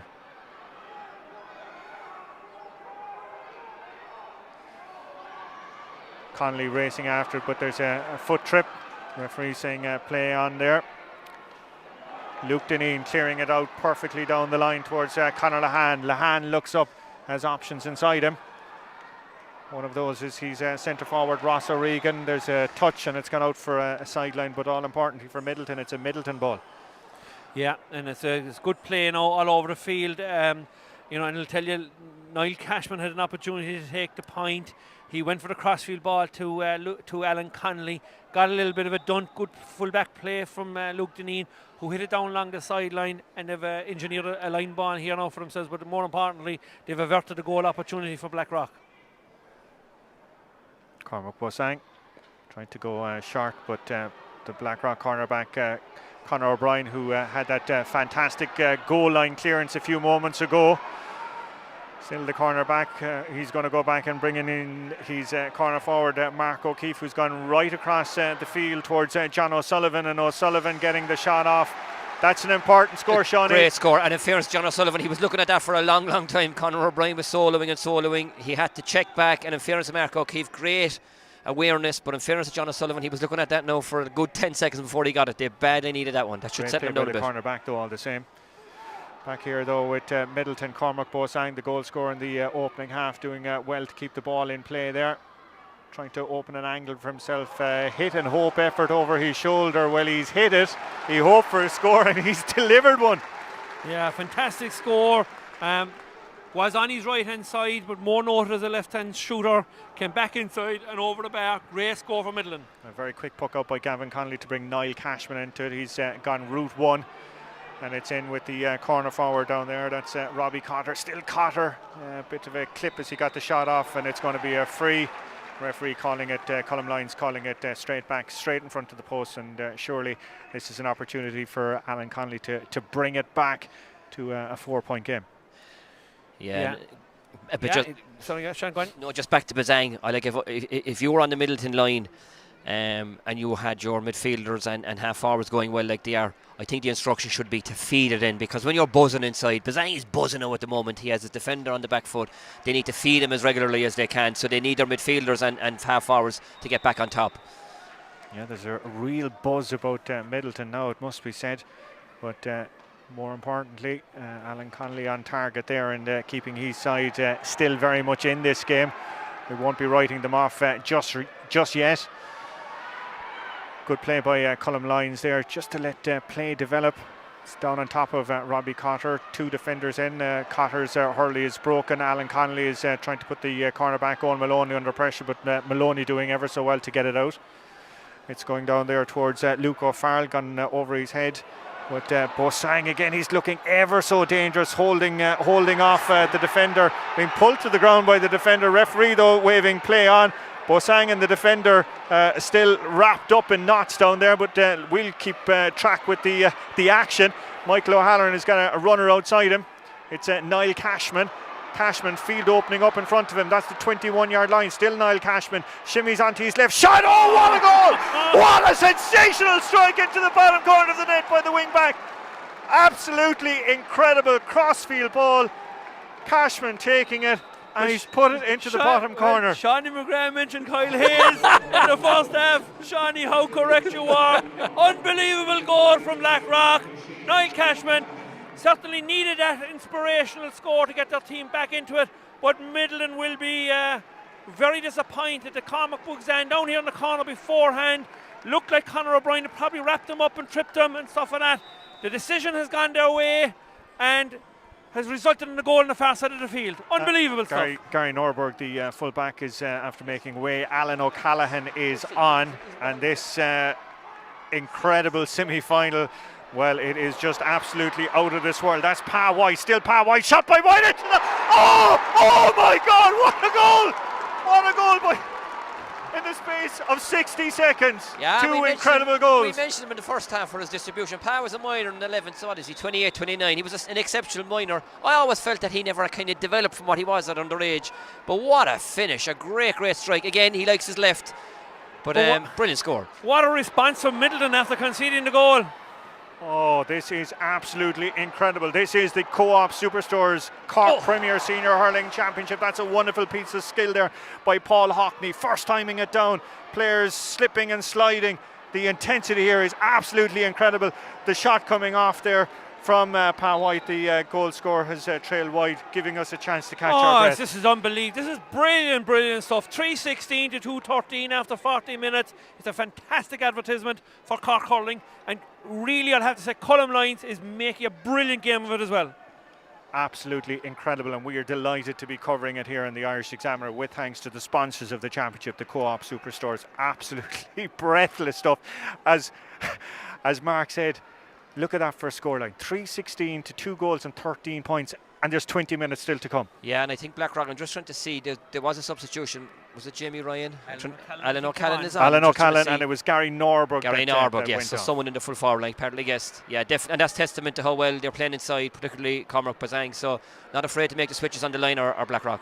Okay, Owen Maloney, the cornerback, is disgusted with his delivery on that one because he's given possession back to Blackrock. But great play again by their midfielder there. That's Sam Quirk saving up the damage. Oh, wonderful ball by him in towards his corner forward. It's Cormac Bosang. We've still Bosang. It takes 1-2 heavy hits, but he's still battling for it. Bosang just simply doesn't know when to give up. John O'Sullivan coming out, but he's lost the ball there. It's the tenaciousness of all of this is absolutely incredible. Ross O'Regan is down on his hands and knees. Bosang is still in it. He doesn't have a hurley. Tries to flip it up and brings Kiervac Smith into it. They're down. Niall Cashman now eventually trying to ferret it out and get the ball down, but he's only going to be dropping it down on top of Tommy O'Connell. Field opening up for O'Connell. He's going route one right down as far as who else but Conor Lehane. Lehane is out on the sideline. We've seen him point from this kind of an angle before. Here comes Conor Lehane. Wonderful block though by the defender. Was it Niall Cashman, I think? Still Lehane. He's pulling back. He's going to pump it into the corner there towards Luke O'Farrell. O'Farrell has space now on either side of him. Luke O'Farrell, 21 yards out, trying to make an angle for himself. Gets the shot off, takes a heavy shoulder as he clears it, drives it wide. He's allowed to do that. Yeah, a bit disappointing. In fairness, Connor is throwing the ball around great. I've noticed probably 5 passes today. He's not noted for throwing it around. But today he's been very, very unselfish. Probably should have scored earlier. It was a great crossfield ball in from Tommy O'Connell earlier. That's Daniel Meany bringing Mark O'Keefe into it. Mark O'Keefe, the goal scorer in the opening half. Strangely not taking the shot on himself, giving it over as far as Shane, but he's blocked down by Cormac Walsh. And the ball clear down, but there's no one down there as Midleton are trying to pull a few bodies and make that central area a bit more crowded. Under it on this occasion is their midfielder Paul Hockney. It's Tommy O'Connell that's clearing it down yet again. The man that's out there is Cormac Bussan. Wonderful ball into the middle. Is there a goal here? It's going to trickle into the net. It's Ross O'Regan. Absolutely incredible by the centre forward.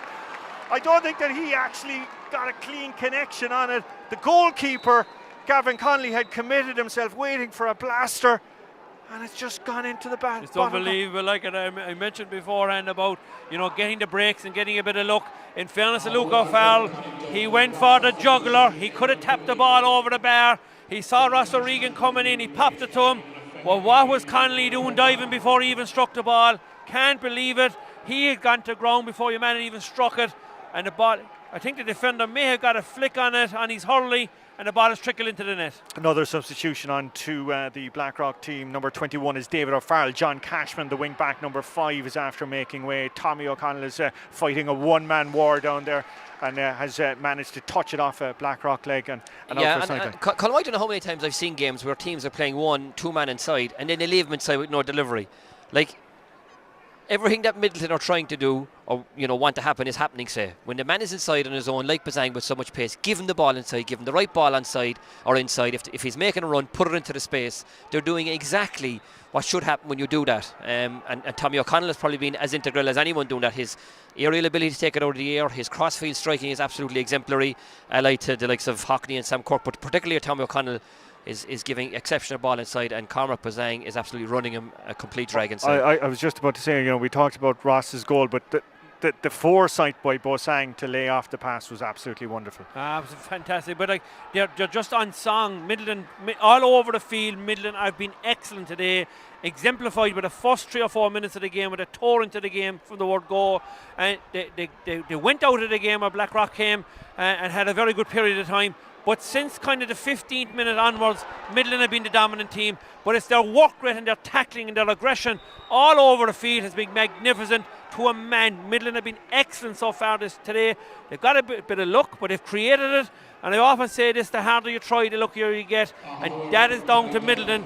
They have really, really tried really hard today, and they have been rewarded. We see Ty Deasy's after coming on. Mark O'Keefe is going out. We've spoken before about this lad. If anyone can rescue the situation, Shawnee, is Ty Deasy the man? Well, yeah, I mean, last year on numerous occasions he showed his quality, and none more so in the final when he got a great goal. I think he got a great sideline ball. But it's going to be a big ask. They're 9 points down. If I was bringing him on, I'd bring him on the edge of the square. It's going to be a huge ask to try and get him to get his team back into this game. Massive punt there by Alan Connolly has gone wide, and we've a substitute there. It's Paul Hockney that's after going away. He's after putting in a big shift. Massive shift, and that'll tell you actually how Midleton are seeing this. They're replacing fellas with fellas of equal ability, but they're saying to their players, give us what you've got. We have the artillery to be able to bring in and make a similar contribution.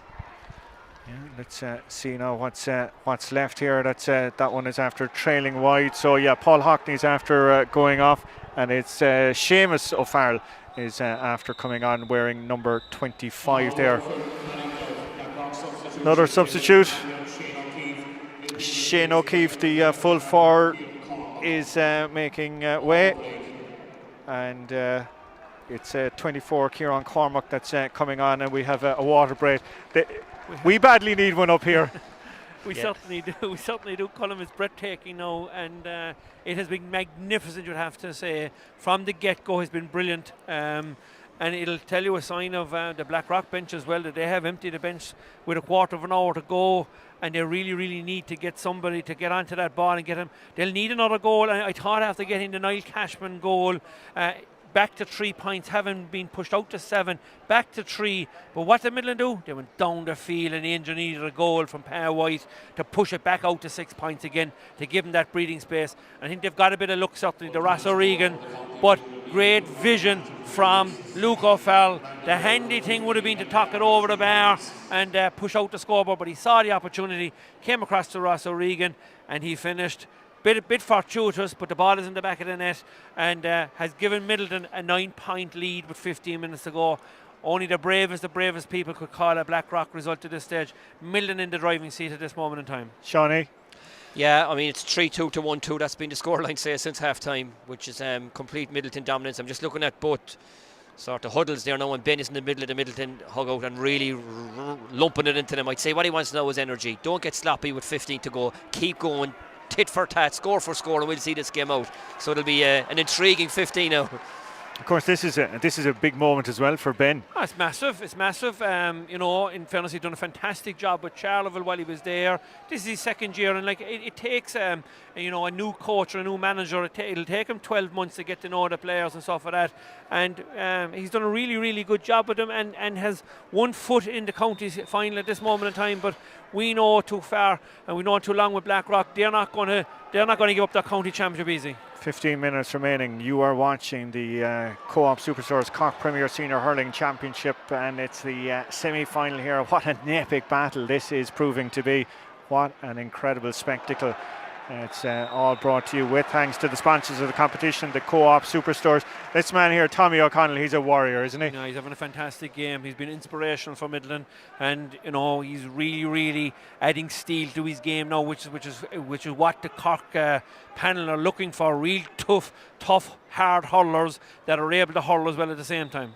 Great play there now by the match referee, isn't it? Colm Lyons was just worried there about the bang on Tommy. Had a quick word, and he's getting him off, getting him assessed. Good play by the match referee. Yeah, but it's kind of the second occasion that we've had a kind of a clash, a kind of a face-to-face or a head-to-head clash, and Sam Quirk early on in the game went off for a blood sub, just called out running repairs. It's nothing major, but since the introduction of the face guards and on the helmets, there has been more kind of head-to-head clashes. There certainly is more physicality with the game as well.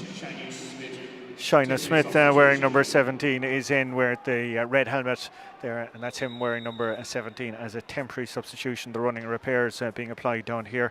Looks like it might have been, as Mark said, maybe a little cut to the forehead. We're back at the Blackrock end of the field as they're desperately trying to see can they claw their way back into this mountain ahead of them and remain in the championship, the champions. It's Niall Cashman eventually getting the ball away in towards the full forward. It's the man wearing number 24, that's Connolly, and smart play by Connolly just to keep the scoreboard ticking over and over the bar. Yeah, and a good play by Kieran Cormac, good play by Niall Cashman previously. Cormac could have had a score himself. He was trying to eke out a goal for Connolly. Connolly probably just made a decision. I'm going to tap this one over the bar. There might be better opportunities for goals to come. Good play by the experienced campaigner. It's Ross O'Regan getting it off at the other side. The shot from him from the sideline. Has it crept inside the post? Yes, it had. And again, Shawnee, isn't that crucial? A huge score there for Blackrock. And as we saw with the goal, Midleton comes straight down and negate it straight away. Great score. And what Midleton had done just in advance, they only had 4 forwards. They'd brought 2 of their forwards out deep to midfield, so I think they're retreating a bit as well and trying to really put pressure and not give space inside to that Blackrock forward line. Again, looking out the field, they've only 2 inside and all their half forward line has retreated out towards midfield. Exactly. Crucially there, the 2 wing forwards that you saw there, Michael O'Halloran and Daniel Meany, doing all their work in their own half back line, and nobody inside then when they were delivering the ball in, and it's giving Midleton plenty of time to reset back and get their bodies back in play. And delivering it down there towards wonderful ball. It's with the corner forward Luke O'Farrell. He's going to he kind of tennised it right into the goalkeeper's grasp. Gavin Connolly went down to ground. Really, we thought that Oh, was that going was to a be let-off. game, set and match. Yes, that match. Connolly had redeemed himself there, but Luke O'Fallon will be very disappointed that he didn't put that ball into the back of the net and definitely kill off the game. Okay, well, it's given a lifeline to Blackrock as they're coming there with Daniel Meany. Shot from Meany has gone wide. Be very disappointed with that. Daniel Meany, you would expect him to tap that ball over the bar. And you know, last year where they got a lot of the breaks, this year they certainly haven't got any breaks in this game. Okay, so Tommy O'Connell is back on the field, but the jersey has changed. The jersey number now is 28, and that means that Shina Smith, wearing number 17, has gone back to his place on the bench, but it looks like another sub being warmed up down there. It's Alex Cork, who's set to be joining us in a few moments' time. Ball is with Blackrock, but they're wing forward Michael O'Halloran, and O'Halloran there from 45 yards, just off the crossbar, down as far as Kieran Cormac, playing it inside towards Connolly, first time, across the face of the goal and just wide. Wonderful play though by Kieran Cormac's job, I think, get the ball and look for Alan Connolly. He has been good since he has come in. That is the second ball that he has that he's won, and played it off to Connolly. But again, you've been talking about luck. If that was last year, that ball would be nesting in the back of the net. But look, you have to give great credit for Midleton the way they have played. Like 4-17 on the scoreboard, and there's 49 minutes gone, and there's hardly any. I think there's 4 points and frees in total. So the 4-13 played, 4-13 scored from play. Magnificent shooting for Midleton today. You can add an extra score on to that. Just after being tallied over by who else but Conor Lehan. Just to mention as well too, Alex Quirk wearing number 18 is on. Pa White is the man that's after making way for him. Pa got a good oration from the crowd there as well. He had a fantastic 50 minutes. It's Daniel Meany looking up there towards Cormac. Eventually finding its way towards John O'Sullivan. O'Sullivan the shot, and should he have gone on there, Shawnee? I don't know. I suppose he's not noted for being a sharp shooter in and around the square, so when the chance opened up, I suppose he had to just take a pot shot and see where it went. Maybe if that landed like Connolly. But a good score. It just keeps them slightly in the game, still 9 points. Keeps them slightly tipping away, but Midleton back out with Seamus O'Farrell out as far as Conor Lehan. Lehan right from the sideline. That one has gone wide. Absolutely breathtaking. Look at that for a scoreline. 4 goals and 18 points, 2 goals and 15. And as Mark said, a wonderful advertisement for the Cork Premier Senior Hurling Championship. And another great game expected this afternoon. And that's getting underway at 3:15. That's Sam Kirk down in towards the corner. That's Luke O'Farrell. Had that goal opportunity a few moments ago. He's got Bosang inside him if he wants. But O'Farrell being held up by the corner back. Yeah, and Blackrock have had no answer to Luke Farrell all day. In fairness, he has been excellent. I know he's only a goal and a point scored, but he's probably responsible for a goal and 6 or 7 other points. He's been really, really good today for Midleton. And, you know, Shawnee mentioned beforehand about your top players, your quality players. They have to make an impression for their team. And certainly Luke O'Farrell has been excellent today for Midleton. Another man that has been excellent today is this man, Conor Lehan. He's standing over the free, 21 yards out. Just under 8 minutes of regulation time remaining, but we've had a few stoppages and a few substitutions, so we probably will have 2-3 minutes of injury time. Tapped over there by Conor Lehan, and increasing their lead, their tally on 52 minutes to 4 goals and 19 points to 2 goals and 15 points. Sean O'Mara is making way wearing number 15, and it's Aaron Mulcahy, number 20. That's the man that's after coming on. The mark of the modern game when you see this amount of substitutes. Yeah, and in fairness, Colm, the likes of Sean, tomorrow morning in the paper, the headlines will be to Luke, Cormac, Conor Lehan. But Sean O'Mara tried really, really hard. He had to go around midfield, work as an extra man outside. I thought he did a very, very good, admirable job today. Okay, Blackrock getting the ball into the danger zone. There was a free being called though by the referee. I'm not sure what that was for. We didn't catch it. It looked as though one of the Midleton players, Niall Cashman, flicked the ball past him, and the Midleton player kept going. Probably caught him late and stuff like that. So probably a legitimate free, I suppose, Colm, in some respects. Yeah. Midleton funneling bodies back out onto the line. Alan Connolly standing over it. Looks to pop it straight over. Wasn't trying any heroics in that one. 53 minutes elapsed, 2 goals and 16 to 4-19. Well, Colm, it is a goal that the Rockies need now to ignite themselves to have any opportunity to get back into this game.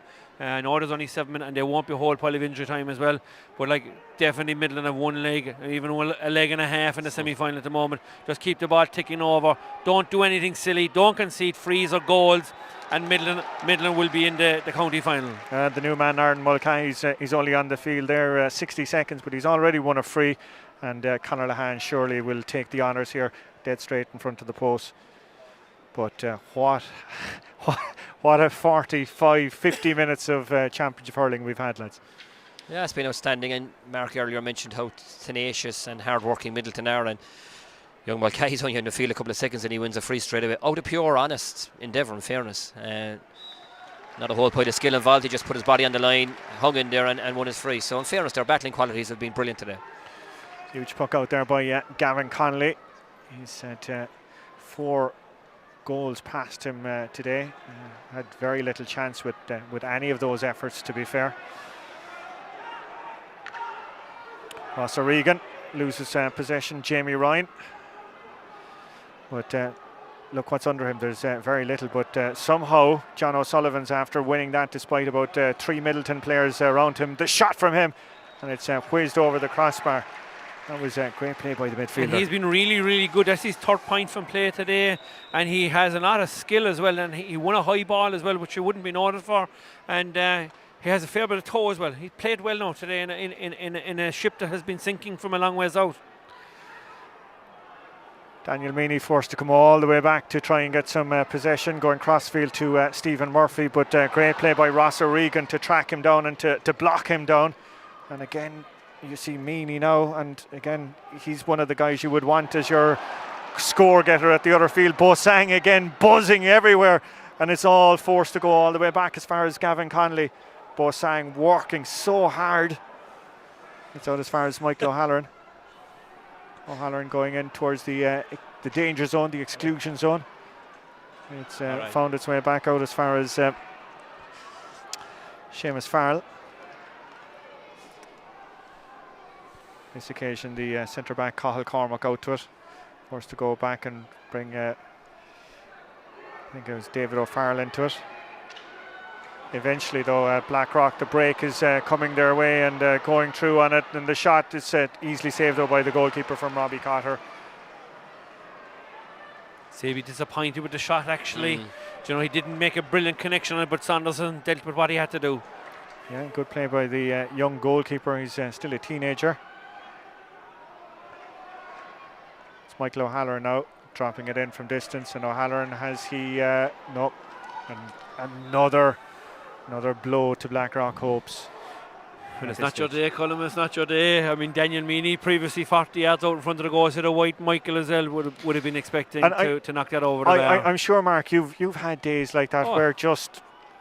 I can remember 2001, Colm, like this yesterday. I don't know, was it a county semi-final or county final against the Rockies.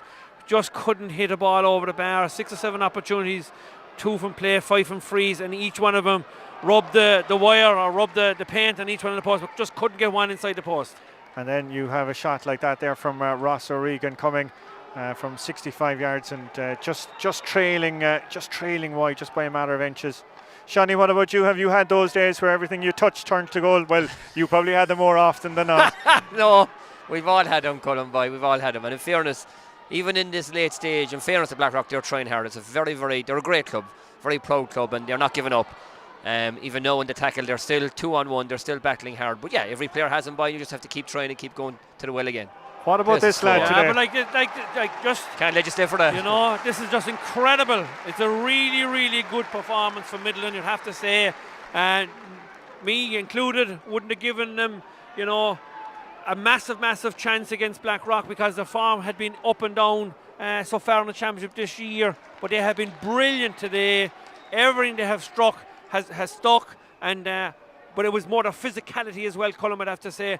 I thought they've been really, really good today. Yeah, well, the work rate of Cormac Bosang, you know, we talked about that score a few moments ago, but like the harrying and the pressure that he's putting players under is absolutely incredible. Connolly there having an attempt of a shot, but the goalkeeper, Brian Saunderson, waiting for it. And still Blackrock trying to find it through towards goal. Jamie Ryan pumping it towards the danger area. Yet again, it's going to break down there. Eventually, it's going to try and pop its way out. Referee is watching it, but it can only come out to a Midleton man. And here they come again. They're just here, there, and everywhere. And look at the tenacity inside there. The first time ball in towards. Look at that from Conor Lehane. Look at that skill by Lehane off Jamie Ryan, and still getting it off. He's disappointed even with that, given everything that he's achieved this afternoon. And it deserved a score, but even at this late stage, Midleton are still trying to do the right thing. The ball in was absolutely brilliant. You could see Lehane calling for it, and the delivery in was exceptional. And the ball that goes in, obviously you expect it to be finished and scored, but the delivery inside was excellent. That was a wonderful hand up there by Cormac Walsh, but it's broken down on the far side of the field. The midfielders, after getting it into the bottom corner, John O'Sullivan, nothing more, nothing less than his hard work and his efforts deserved. A bit of football skill there, rolling it into the bottom corner of the net. Additional time, we're being told, at least 3 minutes. 3 goals in 17 to 4 goal in 21. I think Ronaldo would have been happy with that finish. That was an Atlanta job. The late show. But great play by John O'Sullivan. He has given his heart out there today, and rewarded there, getting it into the bottom corner of the net. Kierva Smith down there, willing assistance coming there from the man wearing number 28. It's Tommy O'Connell. Thanks to Mark for that one. And Luke O'Farrell getting the shot off, but dropping into the goalkeeper Gavin Connolly. It's Cathal Cormac. Tommy, of course, the starting centre-back wearing number 6, but had that jersey changed due to a blood injury. Sam Kirk getting the shot off and driving that one wide. But really now we're just counting down the clock as the champions of 2020 Blackrock. They've only about a 3-minute window where they will remain the champions of Cork in the Premier Senior Hurling Championship grade. But they're going to die with their boots on with that man there. He's given so much. Niall Cashman scored that wonderful goal a little earlier after that massive run up the field and trying to create something else. It's Shawnee's quite rightly said, Colm, they haven't given up at all. They're really fighting to the end, to the bitter end here. And the last thing any team wants to give up is the county crown, but they're fighting on their backs. Blackrock they're trying to get, Midleton subs. It's Ross O'Regan, and Garen Manley is the man that's coming on while that was taking place. Down at the other end, Alan Conley was popping the ball over from the free. We've about 2 minutes remaining in this. They need 2 goals now, Colm, to get some bit of a result out of it. And we've seen in GA matches down through the years, anything can happen, but it's a big ask. Memories of an infamous All-Ireland involving Limerick springing to mind. That seems a lifetime ago now when you consider where Limerick hurling is at. The shot coming off there from the substitute Aaron Mulcahy. It's gone wide, and we're back out in play. Can Blackrock even produce a goal in these last few moments to make it interesting? Conley was backing back under it looking for the break, but it went in the other direction. But there's a heavy hit after going in there. A wild pull. Yeah, but what Midleton need to do is steady it down now. They don't need to give away frees, particularly in goal scoring opportunities and goal scoring range. They need to get somebody on the ball to get control of this. Tommy O'Connell needs to get his defence sorted, need to get them focused. Don't give away frees. You need to fight tooth and nail for the ball, because if this ball ends up in it, anything can happen in the last minute. Okay, we're entering the last minute. That's Alan Conley that's standing. That's about 24 yards out. Midleton have their goalkeeper and 4 defenders on the line. Can Conley manufacture some magic? Great save.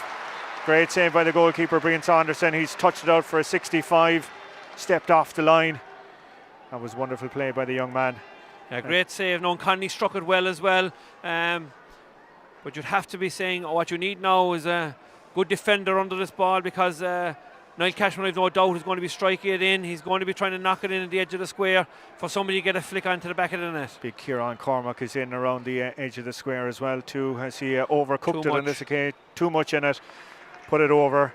And I'd say we don't have much left here. No, not much. I just noted Ben going right up to the goalkeeper Brian Saunderson when that free was being taken with the instruction of where to put the puck out. It's obviously what he told him, go long. And he's after doing just that wonderful skill there.